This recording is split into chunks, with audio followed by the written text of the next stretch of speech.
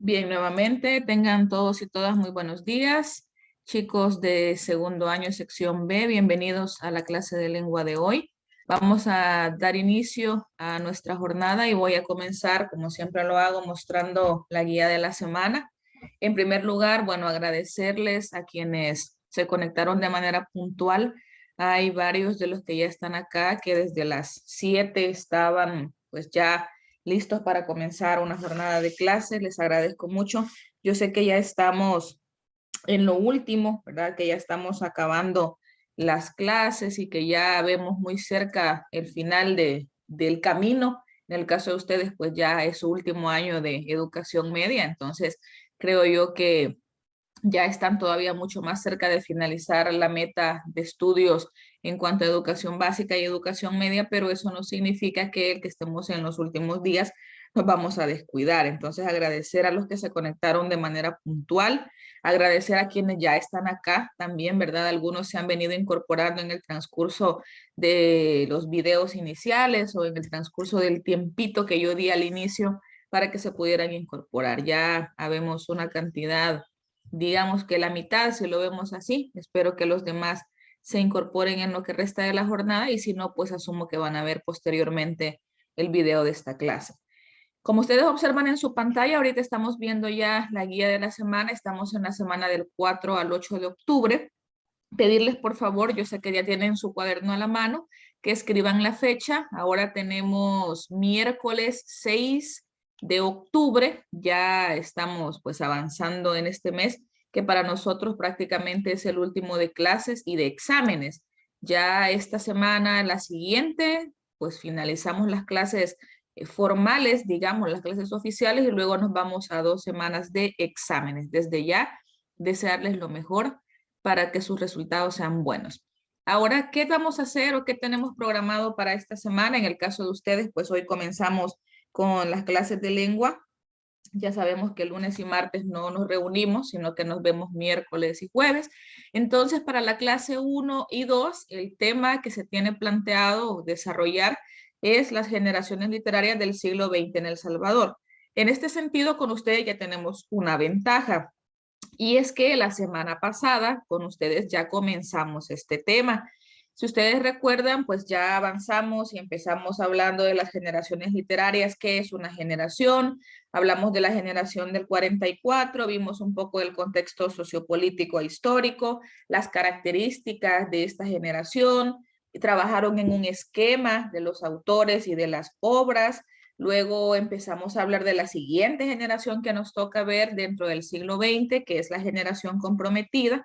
Abarcamos la parte del contexto sociopolítico, mencionamos un poco sobre cuál fue el objetivo de la literatura o de la generación comprometida y nos habíamos quedado justo con las características, que es lo que vamos a abordar hoy, las características y los autores y las obras, para el cual también ustedes van a tener un chance, un tiempito de hacer el esquema correspondiente y luego vamos a entrar a la tercera etapa o a la tercera parte, digamos, de este gran tema, que son los escritores y escritoras de la actualidad. Vamos a mencionar siempre la parte del contexto sociopolítico e histórico, ya entrando al siglo XXI, básicamente. Vamos a ver cuáles son las características de estos autores de la actualidad y luego vamos a trabajar en el esquema correspondiente a los autores y las obras. Entonces, prácticamente el esquema se mantiene de los 3 grandes bloques en los que vamos a dividir este gran tema.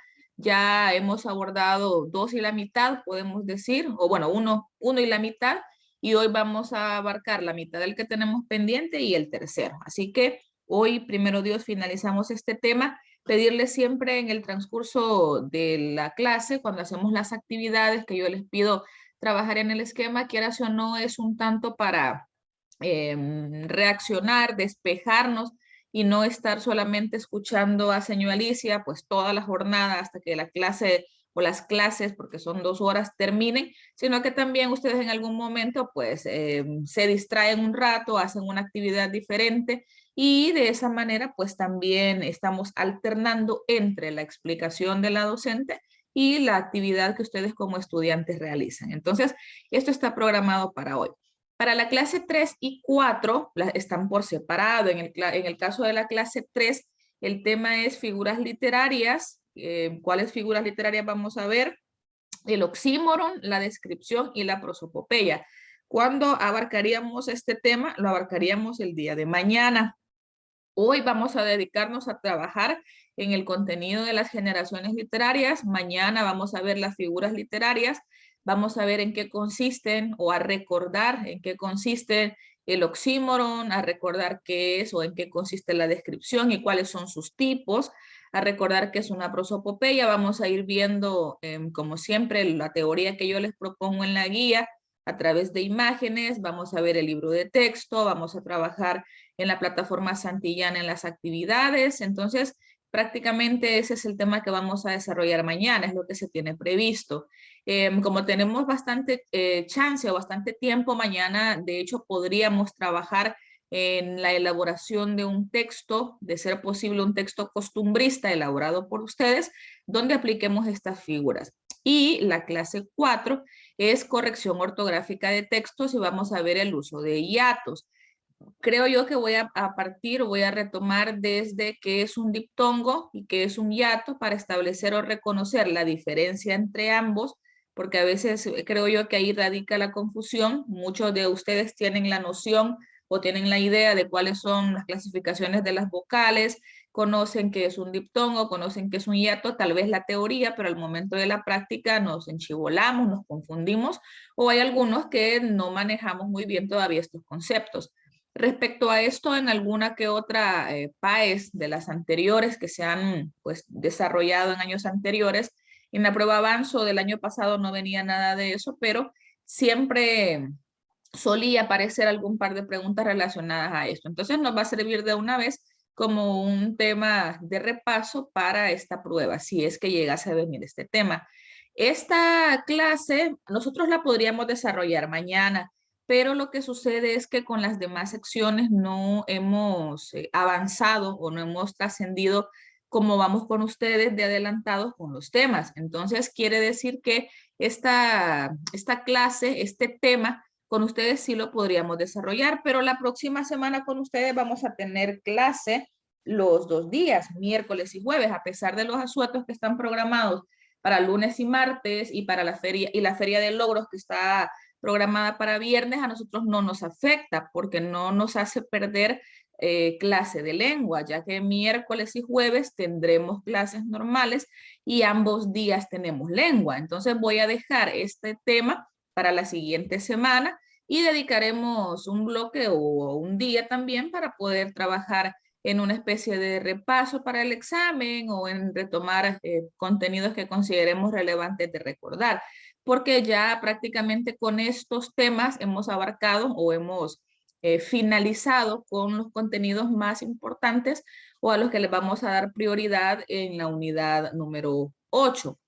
Sobre todo tomando en cuenta que este periodo ha sido bien corto y como les digo, hay algunas actividades que me hacen perder bastante clase con algunas secciones, más no con otras, como es el caso de ustedes, ¿verdad? Que no hemos perdido mayor tiempo de clase. Entonces, esta es la programación.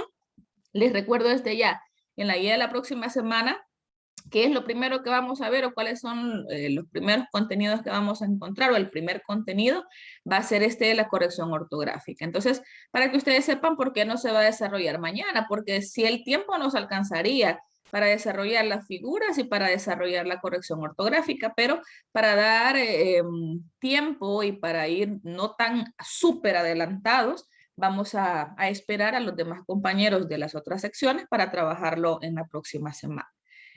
Ahora bien, aquí tenemos los contenidos. En el caso de los contenidos, como ustedes ya tienen anotado el tema, no es necesario que lo vuelvan a anotar. Con que usted escriba a continuación será suficiente. ¿Por qué? Porque ya lo anotamos la clase anterior. Si se acuerdan, teníamos 3 indicadores y los habíamos fusionado. Entonces, ahora prácticamente he dejado 2. Ya fusioné para la guía de esta semana, fusioné yo en uno solo, pero como usted ya lo tiene, no lo tiene que copiar.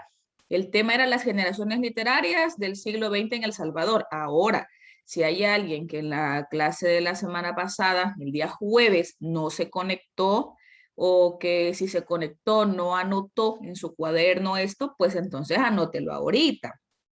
Tenemos la ventaja de que lo estamos viendo de nuevo.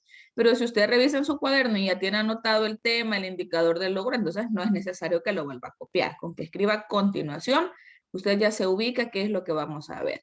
¿Cuál era el indicador del logro? Para refrescar la memoria. Expresa en forma oral y escrita las características literarias, sociales e históricas, representantes y obras de la generación del 44, generación comprometida y escritores en la actualidad. Y luego el otro dice, nombra diferentes escritores de la actualidad y sus respectivas obras. Entonces, ¿cuál es el objetivo? ¿Qué es lo que pretendemos? Que usted pueda en algún momento determinado hablar con propiedad, conocer sobre los contextos sociopolíticos, esto incluye pues sociales, históricos, económicos también, que imperaron en nuestro país o que se han venido desarrollando en nuestro país siglo XX, siglo XXI también lo vamos a abarcar, y cuáles son las tendencias literarias que se han venido manteniendo o que se pusieron de moda o que se desarrollaron en este tiempo, cuáles fueron los objetivos que ellos persiguieron, si lograron de alguna manera o de otra hacer o generar o llegar a cumplir la meta que ellos tenían, conocer los nombres de algunos autores. Sé que de algunos ya más o menos los conocíamos, más o menos habíamos hablado de ellos o por lo menos los hemos escuchado por alguno de sus libros, más de otros no conocíamos. Algunos nombres quizás nos pueden parecer nuevos, entonces el objetivo es que conozcamos, que sepamos que en nuestro país pues también ha habido y se ha desarrollado bastante literatura. Y luego pues también los escritores de la actualidad, pues saber también que todavía hay gente que está escribiendo y no verlo como, no, hombre, si en nuestro país nadie hace nada, no se hace, no se trabaja, no se cultiva la literatura, cuando en realidad sí. Lo que pasa es que nosotros como salvadoreños a veces cometemos el error de preferir lo extranjero y en segundo lugar, pues que no estamos muy habituados como deberíamos a la lectura. Entonces, si no nos gusta leer o si no leemos o si no hacemos el intento, no investigamos, no buscamos, entonces no vamos a encontrar literatura salvadoreña. ¿Por qué? Porque obviamente la difusión, quizá por presupuesto o por, qué sé yo, temas económicos e incluso la misma cultura, pues nos hace que la literatura no sea una de las cosas que son nuestra predilección. Preferimos otras cosas. Entonces, tomemos conciencia de eso también y en la medida de lo posible que podamos leer, conocer y apoyar a estos escritores, pues la verdad es que estaríamos contribuyendo a que el arte de la literatura pues también se expanda en nuestro país. Y ahora vamos con la parte del contenido socioemocional. La semana pasada, el día viernes, pues celebramos el Día del Niño y de la Niña. Entonces acá prácticamente esta semana vamos a seguir hablando de eso. Tal vez no del Día del Niño como tal, ya sabemos que Día del Niño pues se conmemora el 1 de octubre, pero no debería ser solo un día, ¿verdad? En este caso creería yo que es importante que días del niño y niña pues sean todos, ¿verdad? Reconocer la importancia, reconocer el valor, reconocer los derechos de cada uno de estos miembros de la sociedad que en algún momento pueden ser seres indefensos y que necesitan de la protección de sus familiares, de los adultos, ¿verdad? Entonces, aquí hay una frase que de hecho es la que nosotros, sus profes, les decíamos en el video, si es que lo vieron, con el que se abrió el Día del Niño en YouTube. Ser adulto no es malo, lo malo es olvidarse de ser niño. Y en este contexto, pues creo que lo relaciono con ustedes porque ustedes ya están pues creciendo, ya pasaron el periodo de la niñez como tal, algunos están aún en la adolescencia, ya unos están en la juventud, ya estamos llegando 17, 18 años, algunos quizá ya tienen su DUI, ya son mayores de edad, pero en este sentido, pues ser adulto está bien. Sí, ser adulto implica, obviamente, sí, bastante responsabilidad en cuanto a la toma de decisiones, en cuanto a hacer o no hacer ciertas actividades, en cuanto a que ya las cosas no están dependiendo únicamente de sus papás, ya no solo son papá y mamá quienes deciden en las cosas, sino que ya hay algunas que caen sobre usted, ¿verdad? En sus manos está resolver de una o de otra manera, pero en este caso la frase nos dice que lo malo es olvidarse de ser niño. No dejemos de mantener o procuremos siempre mantener esta actitud de un niño, esta inocencia, esta pureza, este reflejo de situaciones positivas más que de antivalores, porque a medida que vamos creciendo, tristemente nos vamos llenando de algunas situaciones que no son positivas para nosotros. El odio, el rencor, la venganza, el resentimiento, la tristeza quizás muy duradera, cosa que a veces a los niños pues quizá podría pasar eso, pero les pasa rápido. Entonces así deberíamos ser nosotros, ¿verdad? Y aquí hay algunos datos importantes o curiosos sobre esta celebración que los coloqué para compartirlos con ustedes. El Día del Niño es celebrado en diferentes fechas según el país, ¿verdad? En el caso nuestro, pues ya sabemos que es el 1 de octubre. La ONU lo celebra el 20 de noviembre y lo llama el Día Universal del Niño. En este caso, pues el 20 de noviembre muchas redes o muchas páginas en Facebook, en Instagram o en alguna de las redes que ustedes siguen, probablemente hagan, digamos que una difusión de una felicitación a los niños porque para la ONU es el 20 de noviembre.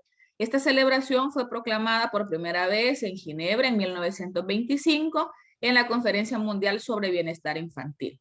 Y vamos a leer el segundo párrafo nada más. Los niños nunca fueron considerados tan importantes como ahora. En el pasado se les consideraba adultos pequeños. Se les presionaba a crecer y ser mejores y poco más, sin preocuparse por sus verdaderas necesidades. Después de la Primera Guerra Mundial esto cambió y se buscó brindar protección especial para los infantes. Ustedes saben que en este caso, pues los contextos o los sucesos históricos de alguna manera han impactado a todos los ámbitos de la sociedad y en este caso pues no fue la excepción.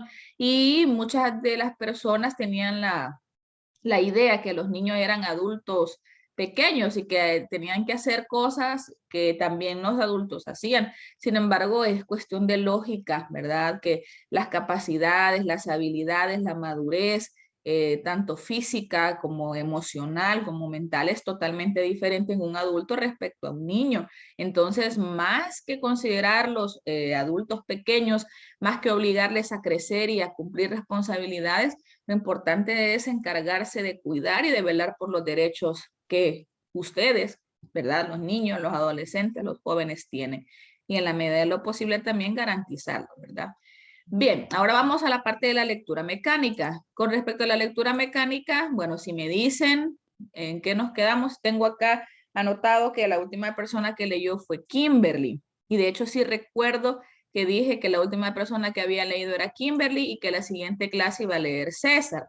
Pero necesito que me digan en qué nos quedamos. Yo les dije, anótenlo para que me acuerden, porque mi memoria ya me falla en esto y me confundo con los de las demás secciones. Leímos La Casa Embrujada, la empezamos, la terminamos. Vamos a ver si alguien se acuerda, que me diga, que me dé copia, por favor. Me pueden escribir la respuesta en el chat, vaya, si no quieren activar su micrófono. En un inicio se describe que había un espíritu que salía asustando en la casa. Yo creo que sí lo terminamos. Tengo la noción, pero vaya. Después, en la segunda parte, que llega el sacerdote a la casa a echarle la bendición para que ya no asusten.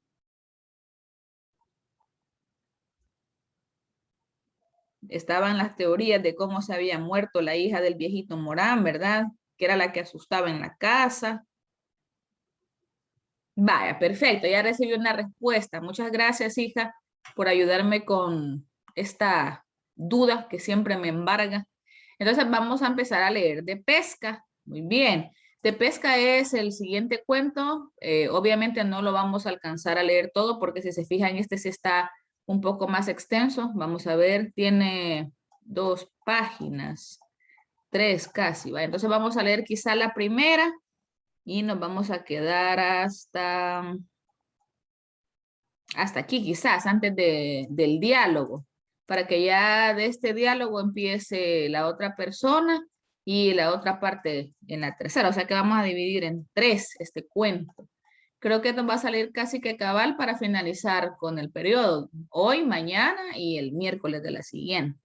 Va, entonces vamos a ver. César, ¿me puedes ayudar con la lectura, hijo? Sí, sí puedo. Vaya, perfecto, hijo, gracias. Ya, Sí, hijo, ya, dale. de pesca.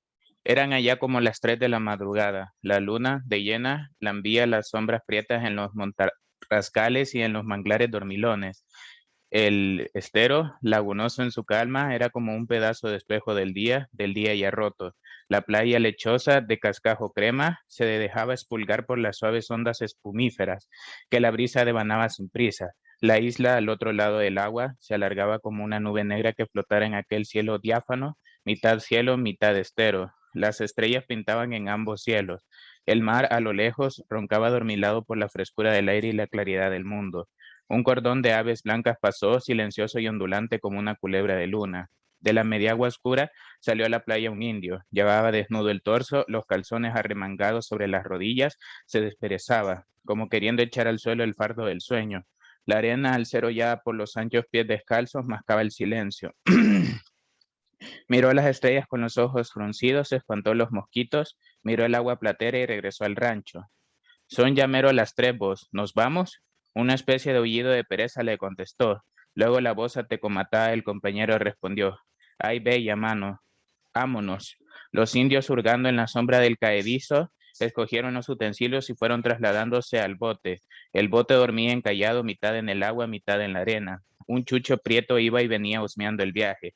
Por efecto del silencio del agua, de la luz, del cielo bajero, el mundo todo parecía palpitar, cabecear como un barco en marcha. Los pocuyos, despenicados en la inmensidad, arrullaban la cuna de la noche con su triste oío, oío, oío, que sonaba intermitente, como la paletada blanda del remo que va, sin prisa y sin ruido. Ya va a ser parada de agua, ya va a ser parada de agua, vos. Ya paró, mano. Aligere, pues. Despegaron el bote a empujones y pujidos, el bote colió libre, descantillándose tantito y revolviendo la plata de la luna en desparpajos. Hundidos hasta las piernas, aún empujaron. Luego se metieron dentro y se dejaron llevar por el tranquil del agua parada. Era el cambio de marea. Las corrientes que entraban al estero, fatigadas de ir buscando mundo, descansaban un momento, antes de regresar al mar abierto. Entonces el peje abismado venía arriba, flordeaguando, y buscaba la calma de las ramazones y de los bancos. Ligeros colazos de zafiro indicaban ya el punto del agua. Las sombras rojizas de los parvos pasaban, esquivando el peligro, avisados por el lánguido paleteo del canalete. En fraterno silencio los indios cruzaban el agua como si volaran entre dos cielos. En la proa ávida de espacio, el uno empujaba con la pértiga negra y larga que subía y bajaba rítmicamente, sincronizando con el manosear del canalete, que el otro indio manejaba en la popa acurrucado y friolento. En el centro del bote del chucho, sentado, miraba tímidamente los cacharros del cebo. Muy bien, César, muchísimas gracias, hijo, por ayudarnos con la lectura de este día.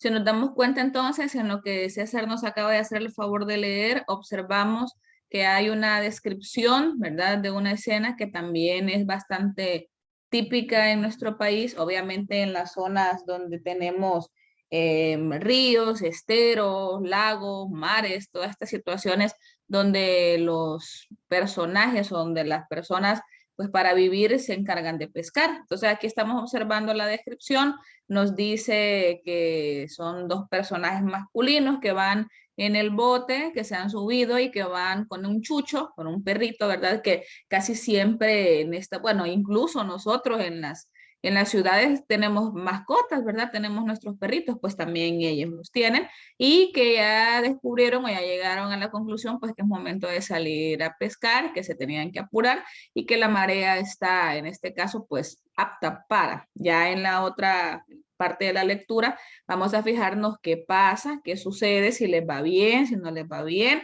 Ya vamos a entrar en la parte del nudo de la historia, ¿verdad? Así que gracias nuevamente, César. Para la próxima clase le tocaría leer a Daniela, o sea, mañana le tocaría leer a Dani.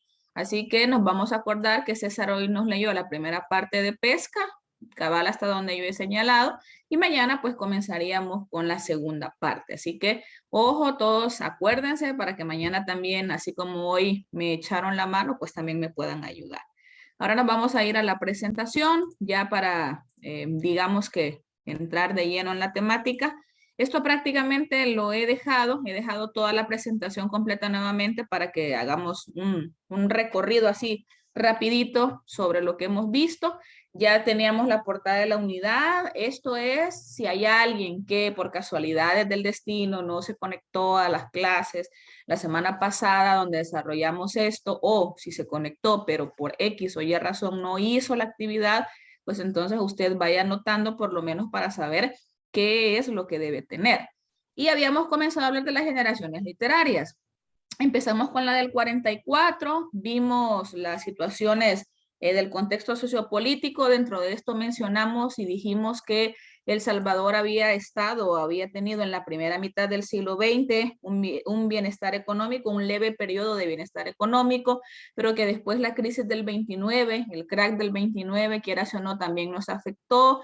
Empezó a darse la consolidación de los gobiernos tradicionales encabezados por los terratenientes, y dentro de esto mencionamos varias situaciones ya con años específicos y situaciones donde empieza a notarse la intervención de una dictadura, y esta dictadura de la que hablamos específicamente es la de Maximiliano Hernández Martínez, que había sido el ministro de guerra de Arturo Araujo, que le da golpe de estado y pues que obviamente él se queda en el poder. Cuando estuvo Maximiliano Hernández Martínez se dio una gran violación a los derechos humanos, se dio la parte del levantamiento indígena de 1932 y la represión a los mismos, el fallecimiento de muchísimos indígenas o personas, ¿verdad? Estamos hablando de casi 30,000 personas que mueren a manos de los militares, obviamente encabezados o dirigidos por Maximiliano, hasta que llega el momento en el que la huelga de los brazos caídos hace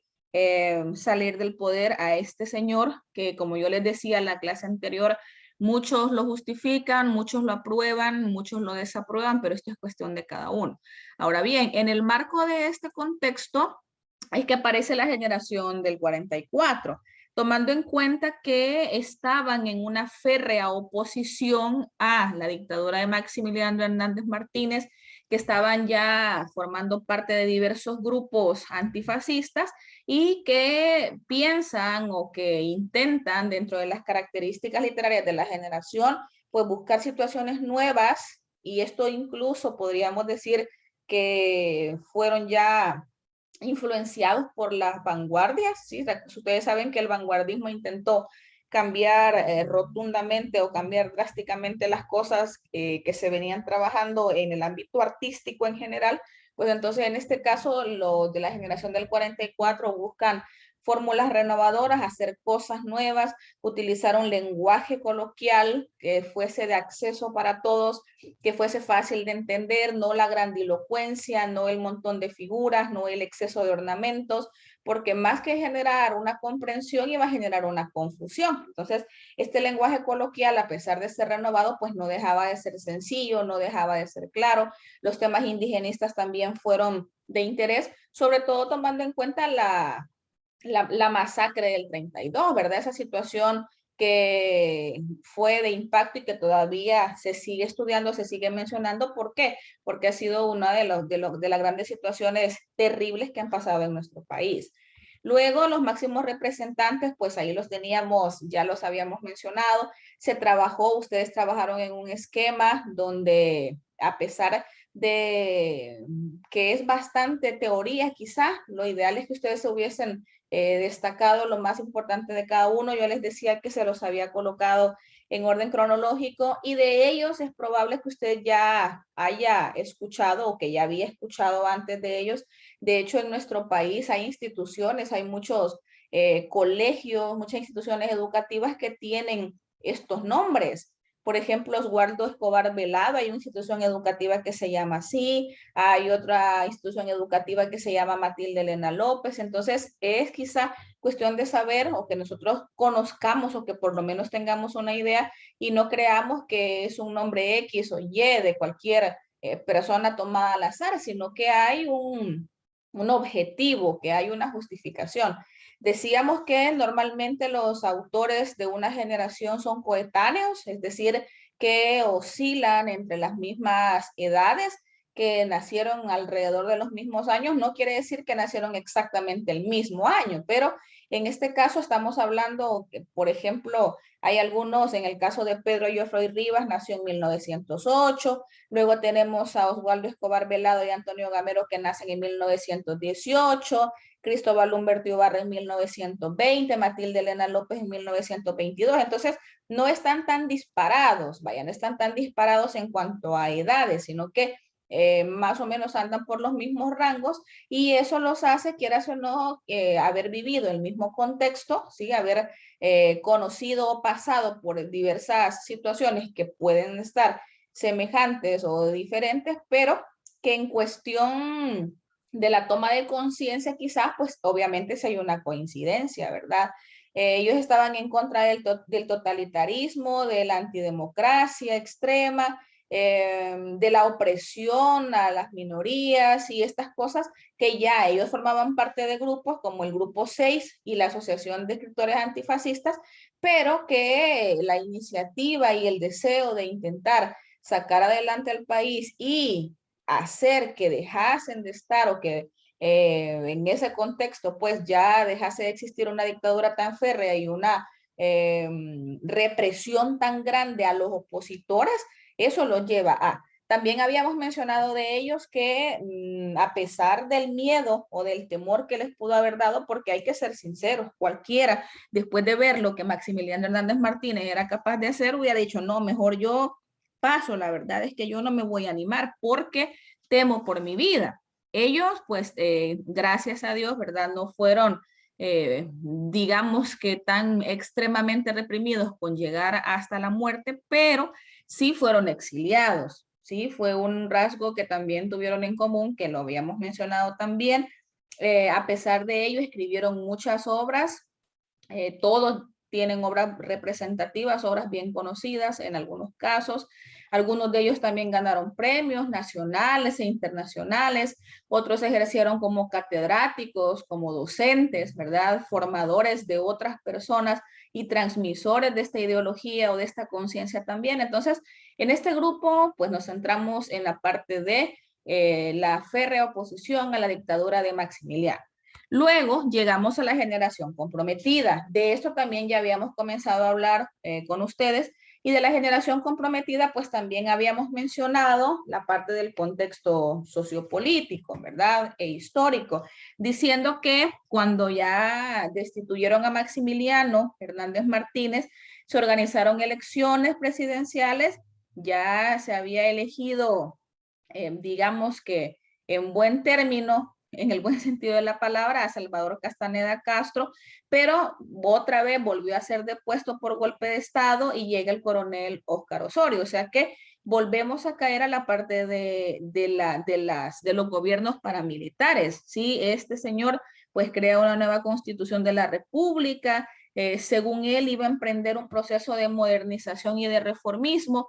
En este caso, pues podríamos llegar a decir que las intenciones quizás eran buenas, pero el fin no siempre justifica los medios, entonces no, no es lo ideal el llegar a como de lugar al poder, ¿sí? Sino que lo importante es en este caso y según la perspectiva o según lo que predominaba en la ideología, pues era mejor una elección democrática, ¿verdad? Ahora, ¿qué sucede al estar en un tipo de gobierno como estos que llegan al poder por golpe de Estado? Obviamente se empieza y se sigue desarrollando la racha que venía con Maximiliano, que es la represión a los opositores, a los políticos, que estaban en contra de lo que en ese momento era el gobierno, lo que en ese momento estaba al poder, y obviamente se sigue dando la violación a los derechos humanos. Entonces, a pesar de eso, en el ámbito literario sí hubo cierto desarrollo, porque se creó la Dirección General de Bellas Artes, estuvo a cargo de Ricardo Trigueros León, y ahí es donde surge también la generación comprometida.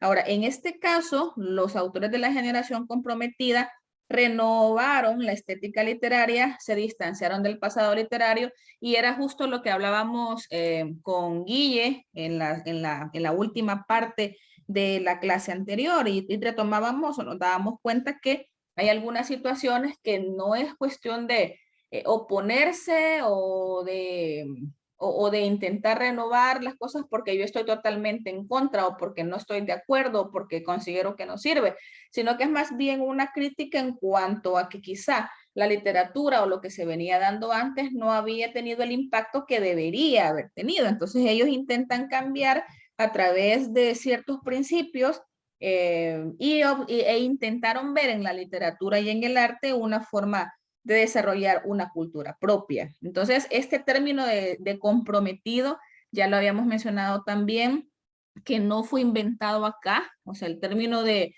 literatura comprometida no fue inventado en El Salvador, sino que ya venía de Jean-Paul Sartre. Ya todos sabemos que Sartre es uno de los representantes del existencialismo, ¿verdad? Y cuando hablaba del término comprometido, estaba haciendo referencia al compromiso político, al compromiso social que los escritores o escritoras tenían que asumir para producir una obra literaria. Entonces, este término fue utilizado en nuestro país por Ítalo López Vallecillos, que es uno de los representantes es uno de los que destaca en la generación comprometida, y era precisamente para referirse a eso, a ese grupo de escritores jóvenes, porque eso también es una característica que los une, ¿verdad?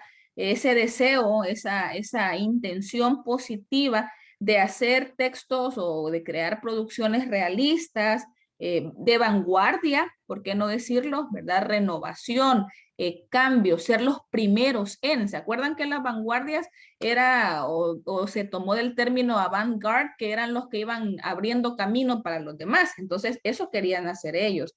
Y además, por supuesto, la médula era denunciar la situación de injusticia, denunciar la opresión, denunciar la violación de los derechos humanos, provocados por quiénes o por qué, por el militarismo imperante en ese momento. Entonces, no tienen, digamos, mucha divergencia o no están tan distanciadas las dos generaciones, porque ambas surgen en un contexto o dentro de un contexto político, en contra de los militares o en contra de esta situación militarizada que se estaba dando, una dictadura en cuanto a que si alguien estaba en mi contra, pues adiós, ¿verdad? Hay que ver de qué manera me deshago de él o de ella.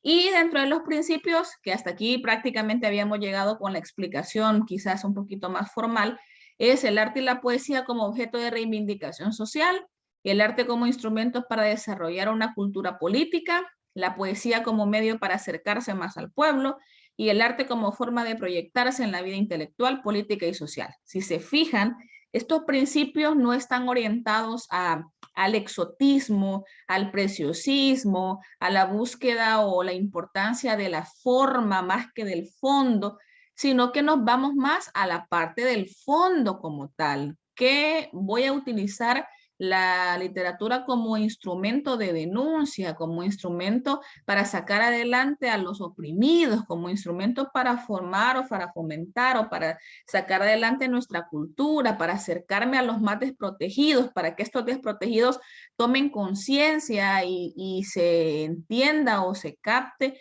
que lo que está pasando no es bueno. Obviamente era bueno para un grupo, pero no para todos. Entonces, proyectémonos en la vida intelectual, proyectémonos en la vida política, en la vida social. Entonces, fue una literatura bastante relacionada al ámbito político, ¿sí? En contra de, como denuncia a.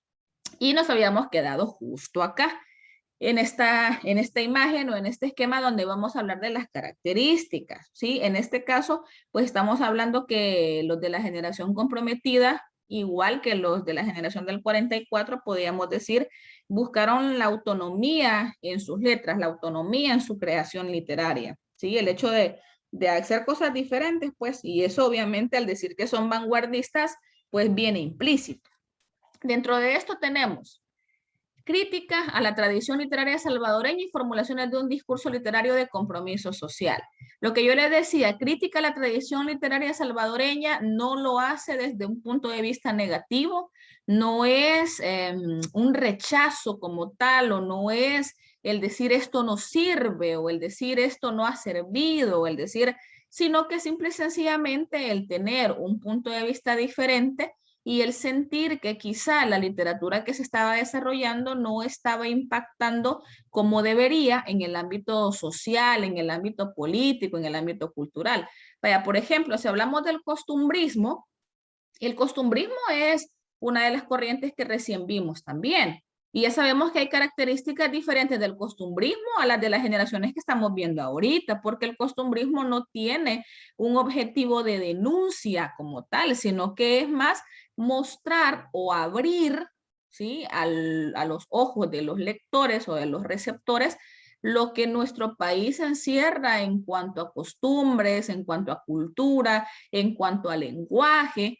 Pero ¿cuál es la formación o cuál es la toma de conciencia que nos hace generar a nosotros el leer, por ejemplo, de pesca o leer Semos Malos? ¿Que hay alguna enseñanza? Sí la hay, porque en más de alguna enseñanza podemos rescatar de cada uno de estos cuentos, pero para ellos no estaban quizá tan compenetrados o no estaban tan comprometidos en generar conciencia y hacer que las personas dejaran de ser oprimidas. Entonces, este discurso literario de compromiso social creo que está más que obvio y más que inmerso en la explicación que ya se dio de las dos generaciones.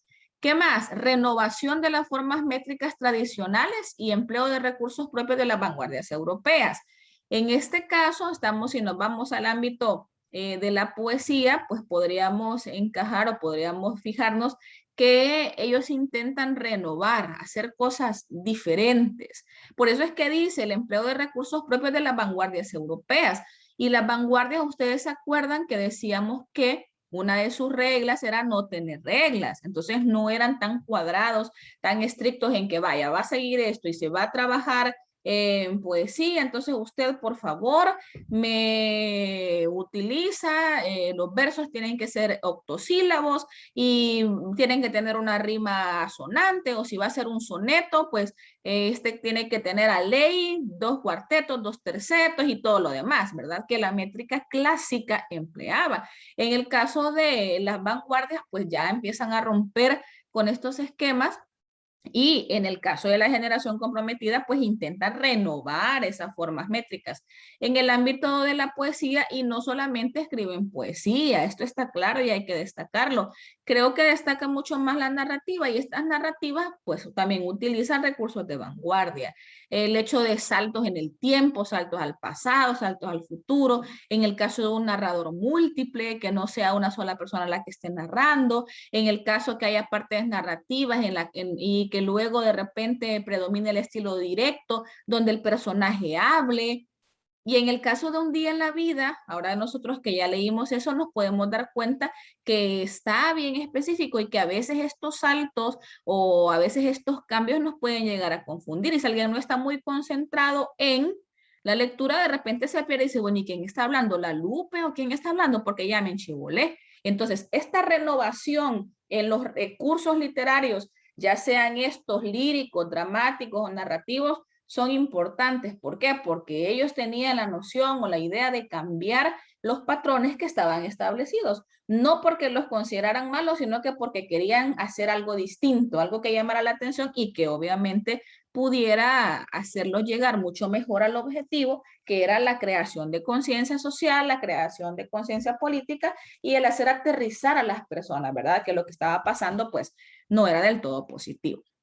Luego la otra, el acento testimonial de su poesía, el aliento iconoclasta de sus obras, el marcado izquierdismo de sus actitudes artísticas. Esta característica también la tenemos claramente reflejada en Un día en la vida. ¿Por qué? Porque esa novela incluso se cataloga como una novela testimonial, porque está basada en hechos reales, ¿sí? No quiere decir que todo sea 100% real y que los nombres de los personajes sean así y que los lugares sean así y que esta acción sucedió justito así, pero sí están basadas en situaciones o acercamientos que los autores tuvieron con ciertos personajes y que obviamente retoman estas historias como fuente de inspiración para su literatura. Entonces, cuando decimos acento testimonial de su poesía, aclaro otra vez que no solo nos centramos en poemas, ¿sí? Esto incluye los otros géneros también. Y el marcado izquierdismo también. ¿Por qué? Porque estamos hablando que los militares o que estos gobiernos militares es obviamente que si decimos que son fascistas son de extrema derecha. Entonces, igual esta parte se ve reflejada en un día en la vida. ¿Por qué empieza la represión, según el texto, para los sacerdotes? Porque ahí nos dice que antes las misas o que llegaban hablando en latín y que no se les entendía, pero que estos nuevos sacerdotes, incluso que llevaban una música que se conocía como la música de protesta. ¿Y cuál es esa música? Es la música de izquierda, son estas ideologías que para ellos, para los militares, para la guardia, se consideraban obviamente en revelación en contra de ellos. Y ahí donde se venía la represión, ¿verdad? Ahí tenemos un ejemplo claro de algo que le hicieron al sacerdote y es algo totalmente cruel, pero para ellos eran los enemigos. Los enemigos, ¿por qué? Porque estaban metiéndole mentira, ¿verdad? Entre comillas, a la gente y los estaban poniendo en contra de ellos, que no le estaban obedeciendo a la autoridad, como ellos mismos se decían. Entonces, están basadas en hechos reales, no fueron inventos aislados, ¿verdad? Decir, yo voy a escribir de esto porque eso se me viene a la mente. No, sino que hay una base, hay un fundamento. Y los escritores escribían de lo que veían o de lo que les contaban o de los testimonios que escuchaban. Entonces, obviamente estamos hablando de una postura izquierdista. Luego, presencia de una dimensión política en la poesía como un compromiso con su pueblo. Tiene relación con la anterior. Esta literatura, estas generaciones tienen una dimensión política. En poesía, sí, en dramática también, en narrativa, por supuesto. Visión crítica e intelectual frente a los hechos sociohistóricos de su época. Si bien es cierto, ellos creían que la toma de conciencia era muy importante y que la literatura era un vehículo para ellos, pero no era solo una perspectiva aislada de, no, hombre, es que a aquel se le ocurrió, así que démosle. No, sino que eran personas que estaban comprometidas y que también tenían sus estudios. Ya lo habíamos hablado con los de la generación del 44, teníamos abogados, teníamos periodistas, teníamos dramaturgos, teníamos críticos literarios, que son diversas profesiones, obviamente que hay una formación tras ello, ¿verdad? No estamos hablando de cualquier pelón que iba pasando, hay una visión crítica, hay una visión intelectual, hay una formación para, y eso obviamente los hace tomar conciencia de las cosas que obviamente para ellos no eran positivas y que las estaban generando un impacto muy fuerte, digámoslo así, en la población. Y luego tenemos aquí en medio un ejemplo, un fragmento, y dice, el poeta cara a cara con la luna fuma su margarita, emocionante bebe su dosis de palabras ajenas, vuela con sus pinceles de rocío, rasca su violincito pederasta, hasta que se destrozan los hocicos en el áspero muro de un cuartel. Eso es un ejemplo de Roque Dalton, es una muestra, y si se fijan, no estamos hablando de una literatura, ay, qué bonito, cuántas figuras utiliza, y mira, está orientado al amor, y que el amor entre una persona y otra, y que se es correspondido o no es correspondido, o está conquistando, o la quiere enamorar. Es totalmente ajeno a, ¿por qué? Porque ya dijimos que lo que se cultiva en la literatura de este tiempo tiene una postura bastante ideológica, bastante política y que lo que pretende más es mostrar la realidad y no irnos por la parte subjetiva. Y esta muestra de la realidad no es solo vaya, entérense, sino que de alguna manera ver cómo las personas lograban hacer para captar y para cambiar esta realidad. Entonces, ahora, si se fijan lo que sigue, lo voy a cambiar ahorita, son los máximos representantes. De los máximos representantes también tenemos a varios acá. Tenemos a Mario Argueta, tenemos a Ítalo López Vallecillos, a Roque Dalton y a José Roberto Sea. Yo creería que de estos cuatro, pues los primeros tres por lo menos ya habían sido escuchados por ustedes, ya tienen una idea más o menos de quiénes son, pues por lo menos ya lo hemos escuchado.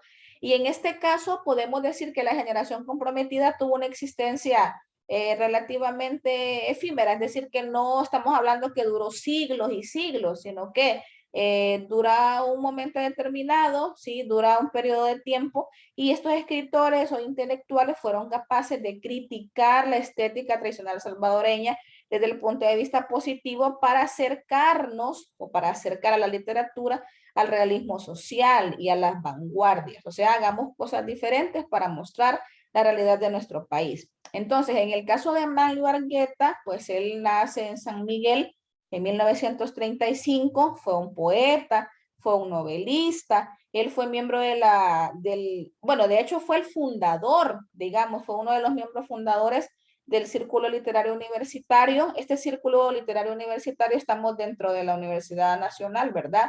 La Universidad del Salvador, y de hecho formó una parte de la generación comprometida. ¿Por qué?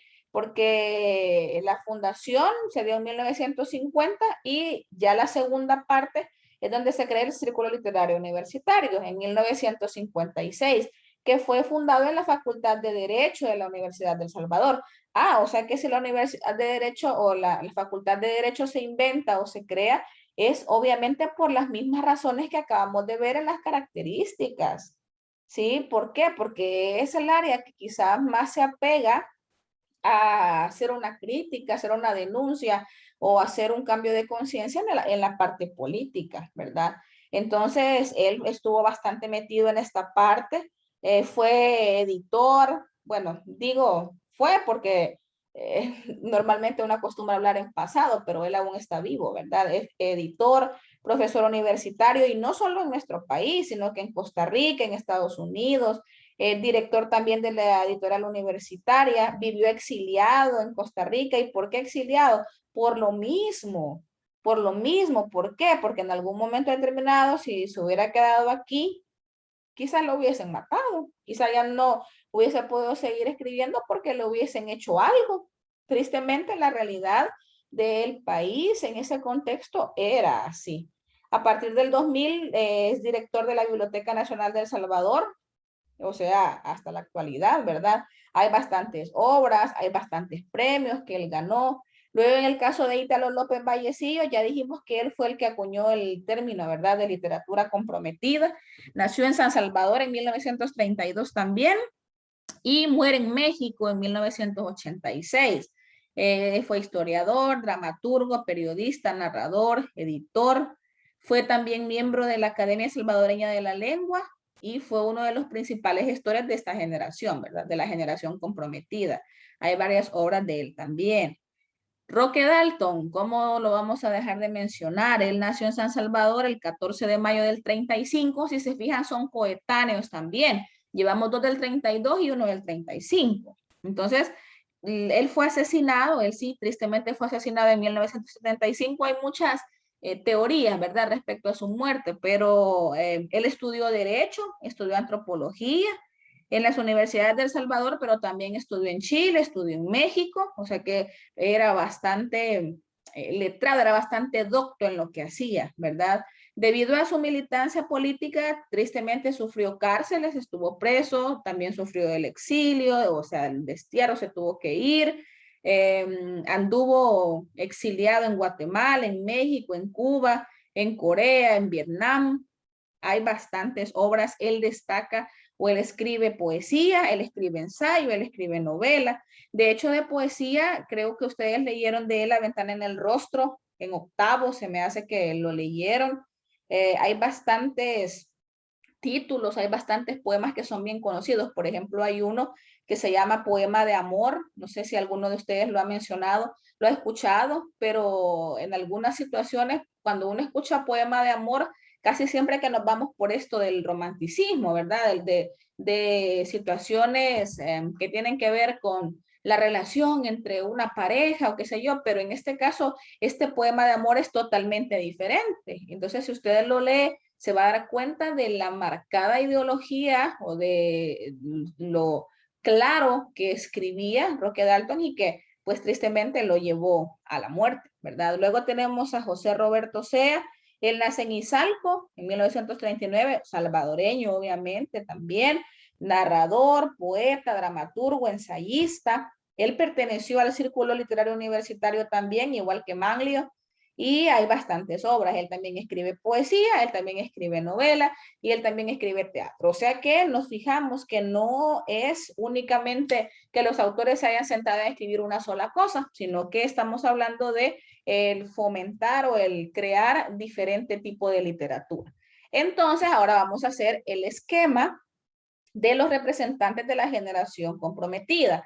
Yo creería que unos 10 minutos es suficiente para después tener chance de irnos con los escritores de la actualidad y terminar el tema. Entonces, a partir de ahorita voy a contar o voy a calcular 10 minutos y en 10 minutos retomamos con la otra parte de la explicación, que es el tercer bloque que vamos a ver de escritores y que son los de la actualidad. Entonces, pedirles, por favor, que se vayan a su cuaderno y a su libro. En el libro, ¿dónde están estos autores? En la página 235 y 236. Son justo estos cuatro. ¿Qué tiene que escribir? Vuelvo a repetir. No es que va a copiar todo, sino que aquellos elementos esenciales incluso pueden retomar algunas de las cosas que yo les acabo de mencionar. Así que 10 minutos a partir de ahorita me hacen el favor de trabajar en ese esquema y en cuanto pasen estos 10 minutos yo vuelvo a intervenir para continuar con la otra parte de la explicación. Pero por favor háganlo para que no les quede este espacio vacío en su cuaderno y que de alguna manera les sirva de apoyo para su estudio, para el examen, que ya está cerca. Bien, vamos a continuar, chicos, con la explicación de la tercera parte de este tema, que es la de los escritores y escritoras de la actualidad. Creería yo que ya tienen el segundo esquema elaborado. Como les decía, no es necesario que escribamos demasiado, ¿verdad? Sino que retomar aquellos aspectos más importantes.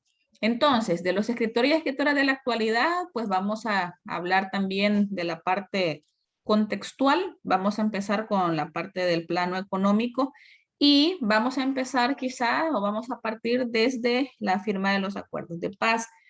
Luego que se da la firma de los acuerdos de paz y que hablamos del cese del conflicto armado en El Salvador, el ámbito literario entra en una etapa de bastante producción, gracias a quién o gracias a qué, a la iniciativa de los jóvenes, que en este caso, si se fijan, ha sido el común denominador de las dos generaciones anteriores también, y es que los jóvenes son los que están tomando las iniciativas en cuanto a qué proceder o a qué hacer de nuevo o de cambio en el ámbito literario. Entonces, estos jóvenes escritores poco a poco fueron alejándose de tocar las temáticas propias de la guerra y procuran abrirse a nuevos horizontes, abrirse a nuevas situaciones o a cambios en cuanto a la literatura o en cuanto a qué cosas escribir.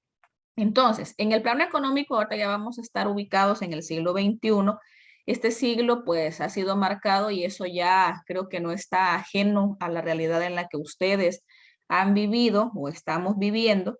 Y fue marcado por una profunda crisis, ¿verdad? Crisis en el sentido de aumento de desempleo, la pobreza, y esto ha sido consecuencia o fue consecuencia de varias cosas. Una de ellas es la dolarización.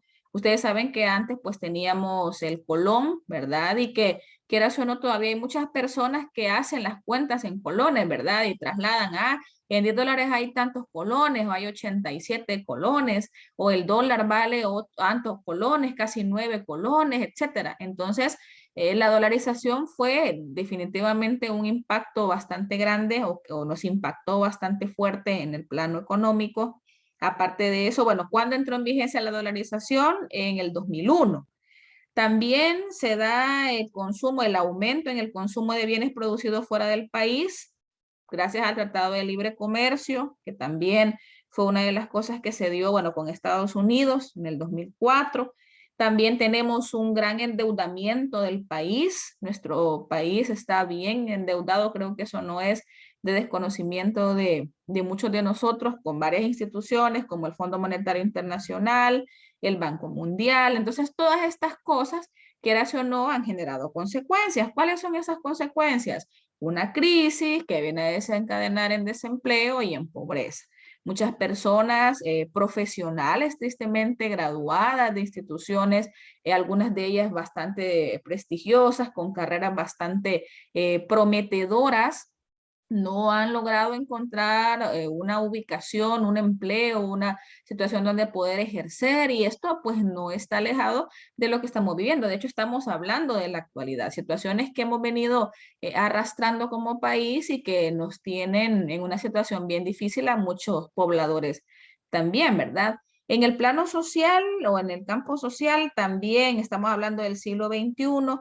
Hay bastantes descompensaciones, los fenómenos como la pobreza, que obviamente tienen una relación estrecha con el plano económico, la falta de empleo, esto genera emigración, esto genera violencia social. Muchas personas, ¿cuántas personas no se han ido en busca de mejores oportunidades a Estados Unidos? Y no solo a Estados Unidos, a cualquier otro país en los que ellos tengan una noción de que vamos a estar mejor que aquí, entonces yo me voy, ¿sí? Y obviamente del 2000 para acá esto se ha agudizado.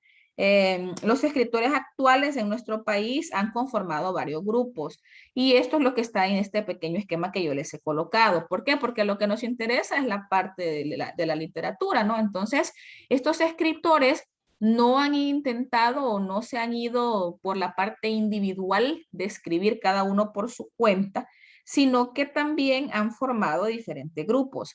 Acá ya no los vamos o ya no se denominan como una generación, porque no es un conjunto específico que estén marcados o que estén unidos por un hecho generacional en específico o porque cumplan ciertas características en específico, sino que se han ido más por la difusión de, ¿sí? De qué manera yo difundo, de qué manera nosotros difundimos la literatura o nuestras obras a nivel nacional o a nivel internacional. Entonces, aquí ¿qué han conformado? Han conformado grupos, han conformado talleres literarios, han generado fundaciones, y aquí hay varios esfuerzos o hay varios escritores que han tenido bastante protagonismo. Dentro de ellos, por ejemplo, hay un autor que se llama Otoniel Guevara. Él creó una fundación que se llama Metáfora. Luego tenemos a Mauricio Vallejo Márquez, que es fundador de un grupo literario que se llama La Fragua. Luego tenemos a Jorge Galán. Él ha ganado incluso el premio RAE 2016 por su novela Noviembre. Entonces, a lo que vamos es que estos escritores, de alguna manera, este grupo de jóvenes que les menciono al inicio, que tienen esta iniciativa de renovar la literatura, de no estancarnos en este sentido, de no decir, es que en El Salvador nadie nunca ha escrito nada o nadie escribe nada. Entonces es como el hecho de ir trabajando y difundir, porque por ejemplo en el caso de estos talleres literarios, si alguno de nosotros, si alguno de ustedes quisiera asistir, pues se averigua, ¿verdad?, dónde están, los horarios de reunión, qué hacen, y eso quiere, eso no nos puede motivar a, si alguien de nosotros siente que tiene ese don, que tiene esa capacidad, que tiene ese deseo de expresar o de a través de las palabras dar a conocer sus pensamientos, sus sentimientos, sus emociones, sus críticas, pues lo podemos hacer. No es algo que esté solamente para un grupo selecto de personas superdotadas o que no podamos nosotros tener acceso a eso. Y en el caso de la literatura actual, que es lo que estamos viendo ahorita, obviamente hay características, ¿verdad?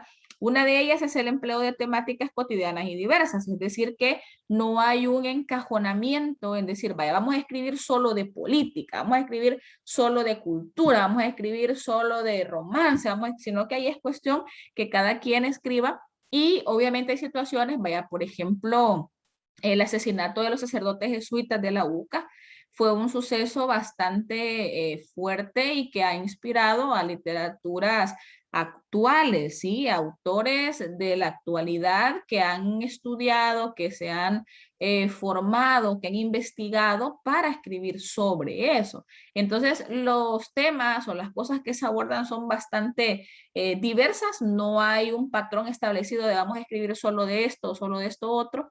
Aparte de eso, búsqueda de nuevas formas expresivas y renovación lingüística. ¿Tiene que ver esto con las vanguardias? Sí, entonces nos damos cuenta que tampoco está tan disparado o tan alejado de las generaciones anteriores, porque también la comprometida y la del 44 tenían esa intención, ¿sí? Buscar nuevas formas. Obviamente que no los tres grupos son iguales, porque los tiempos cambian, porque las técnicas cambian, porque las perspectivas también son diferentes, porque cada cabeza es un mundo. Entonces, en este caso, la búsqueda de nuevas formas expresivas y renovación lingüística es una de las características bastante importantes. De hecho, en el libro, cuando ustedes lean o estudien para el examen esta parte, se van a fijar que hay una muestra, hay un texto ahí de Otoniel Guevara que se llama Poema, y este título, poema, lo han escrito con H, poema, H intercalada entre la O y la E, y nos damos cuenta que hay algunas situaciones en las que la ortografía está utilizada o no hay ortografía en el texto porque hay palabras escritas de manera errónea, pero en este caso ha sido intencional, es parte de la búsqueda de estas nuevas formas de la renovación lingüística y por qué no decirlo también de la influencia vanguardista. Luego tenemos la ruptura con las formas clásicas, o sea, dejemos de respetar tanto la métrica, que tantos versos, qué tipo de rima, que si es de arte mayor, de arte menor, si es lira, si es soneto, si es ovillejo, si... No, sino que nos vamos a ir más por el uso del verso libre. Esta parte sí se vuelve bastante común en la parte lírica, propiamente hablando, y en el caso de los otros géneros, bueno, incluyendo lírica, pero también dramática y narrativa, un tono altisonante e irreverente para transmitir desencanto ante las circunstancias. O sea que cuando yo hablo de un tono altisonante e irreverente para transmitir desencanto ante las circunstancias, no quiere decir que voy a decir o que me voy a poner a escribir malas palabras, ¿verdad? Como muchos solemos decir. Entonces yo me puedo inspirar y escribir esto y esto y esto y esto y sacar, como dicen los abuelitos, la caja de lustre. ¿Que puede utilizarlos o que se utilizan y que es común y que es lo más normal? La respuesta es sí. Pero más que utilizar palabras o malas palabras o palabras oeces o altisonantes, es el tono, es la manera en la que yo, como escritor o como escritora, sin pelos en la lengua, voy a decir, voy a expresar estas cosas. ¿Por qué? Porque en este caso hay un carácter de denuncia todavía, hay un carácter de reflejo de la realidad y hay un deseo férreo de cambiar las cosas y de irnos por la situación de mejorar al país. Yo incluso aquí hago una analogía con la generación del 98 en España. Si ustedes se acuerdan, la generación del 98 surge por el desastre del 98, cuando España pierde las últimas colonias de ultramar. ¿Se acuerdan? Cuba, Puerto Rico y Filipinas. Y el deseo de los españoles en este caso, que forman parte de esta generación, es sacar adelante al país. O sea, veamos de qué manera a través de la literatura nosotros logramos sacar del hoyo en el que estamos a España. Alguien podría decir, bueno, pero es que esto está bien difícil. Claro, yo sé que es difícil, pero como más de alguna vez hemos hablado en las reflexiones, si solamente una persona quiere hacer el cambio, es bien difícil, pero si todos ponemos de nuestra parte para cambiar ciertas cosas, se puede lograr. Entonces, en este caso, los escritores de la generación actual no están pensando quizá en una represión tan férrea como pudo ocurrir con la generación del 44 y la generación comprometida, sino que hay un poco más de libertad de expresión, entre comillas, y hay situaciones que todavía retoman del pasado, o sea, del siglo pasado, del siglo XX, y algunas que ya son propias del contexto real actual, porque no podemos decir que vivimos en el país de las maravillas y que todo está bien en nuestro país. Entonces, de alguna manera, se retoman aquellos aspectos o aquellas situaciones negativas o aquellas cosas que podemos cambiar. Y dentro de los representantes, aquí hay 4 de los más conocidos: Otoniel Guevara, Jorge Galán, Claudio Hernández y Jorgelina Cerritos. De ellos es probable que alguno de ustedes haya escuchado, y si no, pues todavía tenemos el chance, la oportunidad de ver o de conocer algo sobre ellos, algunos de sus textos.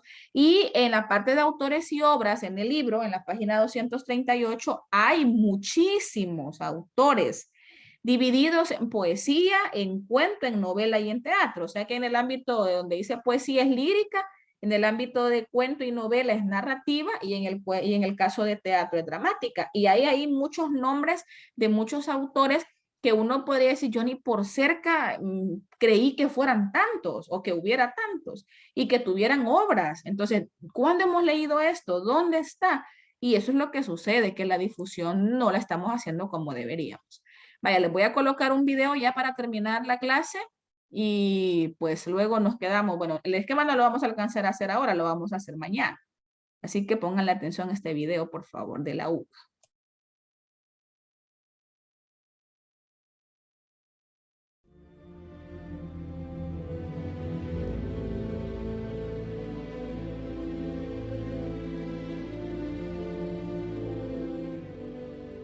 Los inicios de la escritura como expresión artística en El Salvador se remontan a la época prehispánica, cuando los antepasados salvadoreños comenzaron a plasmar su historia a través del lenguaje y crearon las bases de la literatura salvadoreña. Es una literatura mestizada.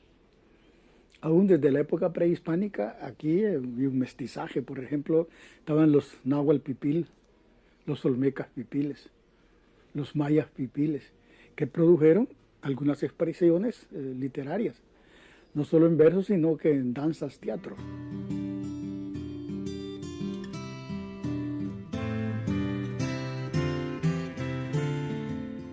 Eso es lo que podríamos tomar ya en el mestizo, en el tamiz, que se produce con el teatro, las expresiones prehispánicas, con las expresiones de la colonia. Ya en la colonia vienen otros vestigios que todavía hay en las expresiones literarias.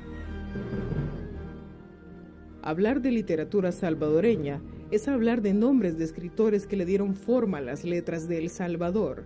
El primero de ellos, y uno de los principales intelectuales del siglo XIX, es Francisco Gavidia. Nuestra literatura tiene un gran punto de partida con Francisco Gavidia. A partir de Francisco Gavidia es una literatura más moderna y empieza también a figurar otros escritores a la par de él. He desarrollado la literatura, lenguaje y literatura para 9º grado, y ahí demuestro cómo Gavidia trascendió las formas tradicionales que se daban. Y muchos estudiosos europeos, alemanes sobre todo, han señalado a Gavidia como uno de los principales en fundamentar las formas nuevas modernistas que Rubén Darío llevó a su máxima expresión. En la literatura salvadoreña ha sido predominante la capacidad descriptiva y la elegancia, como la que poseía Arturo Ambrogi, autor de El Libro del Trópico en 1907.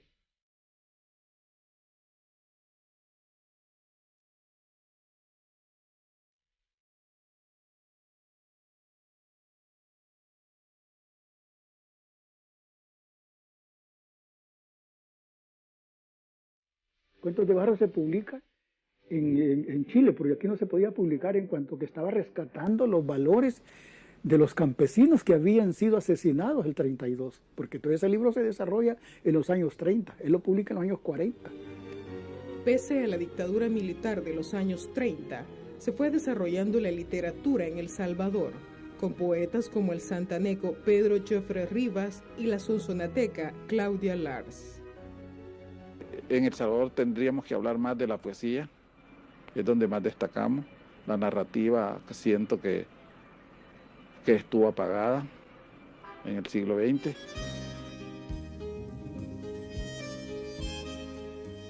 Las raíces de la poesía salvadoreña estuvieron en César Vallejo, peruano, y Pablo Neruda, chileno. Primero Pablo Neruda, que despertó un gran entusiasmo, y después César Vallejo, que nos vino a mostrar una poesía que concordaba más con nuestros elementos de identidad.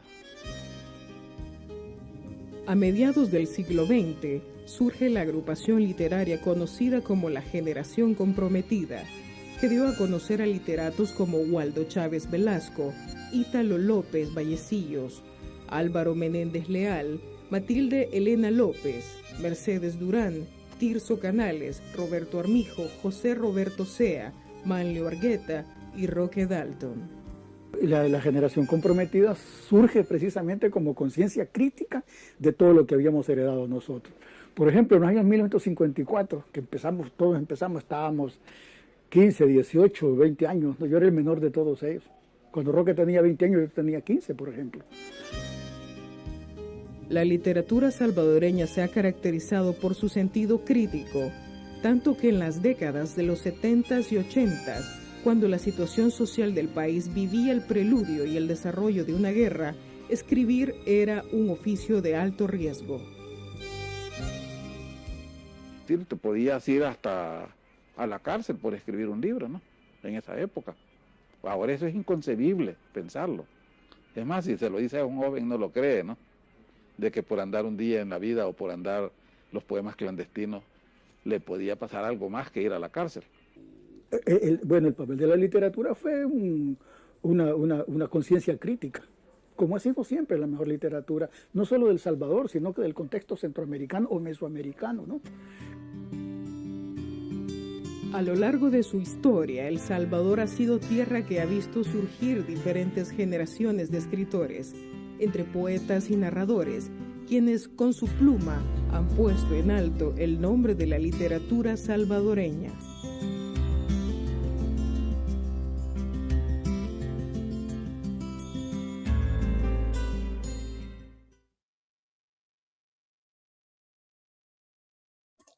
Muy bien, chicos. Entonces, con ese video, pues finalizamos o cerramos el tema. Si se fijan, hay como un recorrido histórico bastante rápido, pero muy significativo, sobre todo porque tenemos los testimonios ahí de los autores que hemos mencionado en estas generaciones. Entonces, ¿qué más o qué mejor que poder escuchar de parte de ellos y a través de esta especie de documental o de este video de la UCA que está muy acertado, muy bueno, pues tener una idea, una conciencia mucho más clara de lo que la literatura en nuestros últimos tiempos y en nuestro país ha representado. Les comparto ahí el apoyo en el libro de texto, página 231 a la 238. El día de mañana quizá vamos a dedicar un par de minutos del inicio de la clase para hacer el esquema correspondiente a la generación de escritores y escritoras de la actualidad y de esa manera pues cerramos ya y completamos con esto, con el esquema, y luego comenzamos con el tema que nos corresponde. Así que les agradezco mucho por su asistencia a la clase, por su atención también, y nos reunimos mañana si Dios lo permite. Que tengan una feliz jornada, un feliz día y hasta luego. Feliz día, Pau. Gracias, hija. Hasta luego. Adiós. Adiós, hijo. Feliz día. Gracias a ustedes también por conectarse. Adiós a todos los que se despiden en el chat. Hasta luego, hijo. Feliz día. Bendiciones para todos.